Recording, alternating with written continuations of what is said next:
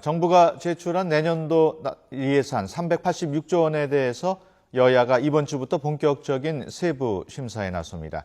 또 정부 여당의 노동개혁 5개 법안 등 쟁점 법안에 대한 본격적인 심사가 시작돼 연말 국회 법안 전쟁도 본격화하는 양상입니다. 국회 취재기자 연결합니다. 이승현 기자.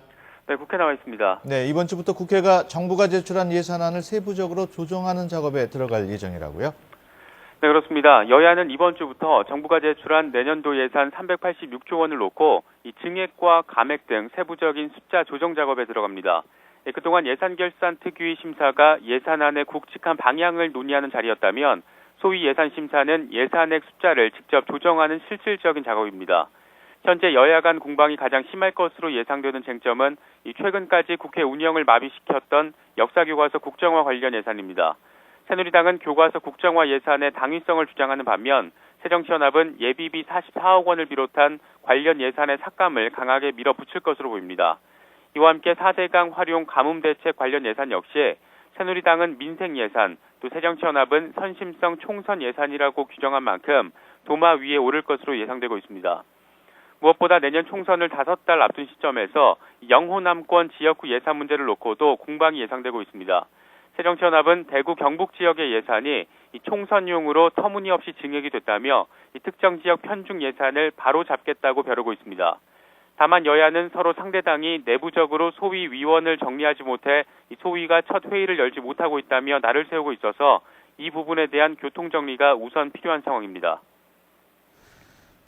그런가 하면 여야가 쟁점 법안에 대한 심사도 본격화하는 모습이라고요? 네, 그렇습니다. 지난주 본회의를 열어서 이른바 무쟁점 법안 일부를 처리한 여야가 이번 주부터는 쟁점 법안 심사에 본격적으로 나섭니다. 이 하반기 전국 여야 법안 전쟁의 스타트는 정부 여당의 노동개혁 5대 법안이 끊게 됩니다. 국회 환경노동위원회는 내일 전체 회의를 열고 정부 여당의 하반기 핵심 국정과제인 노동개혁 5대 법안을 상정합니다.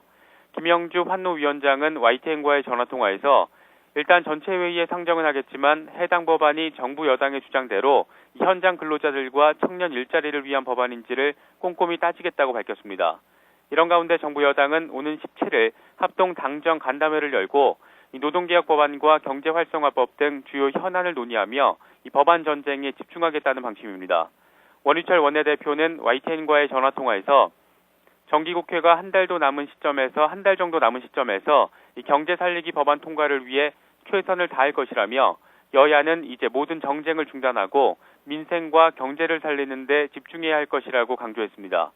반면 새정치민주연합은 3세에서 5세 보육을 정부가 지원하는 누리과정 예산에 이 정부가 한 푼도 편성하지 않은 것을 지적하며 이 국가에 대한 책임을 분명히 해야 한다고 맞서고 있고 이 전월세 난 해결을 위한 전월세 상한제 계약갱신 청구권 보장이 우선이라는 견해를 고수하고 있어 연말 전국 각종 쟁점 법안 심의 과정에서 여야의 치열한 공방이 예상되고 있습니다. 지금까지 국회에서 YTN 이승현입니다.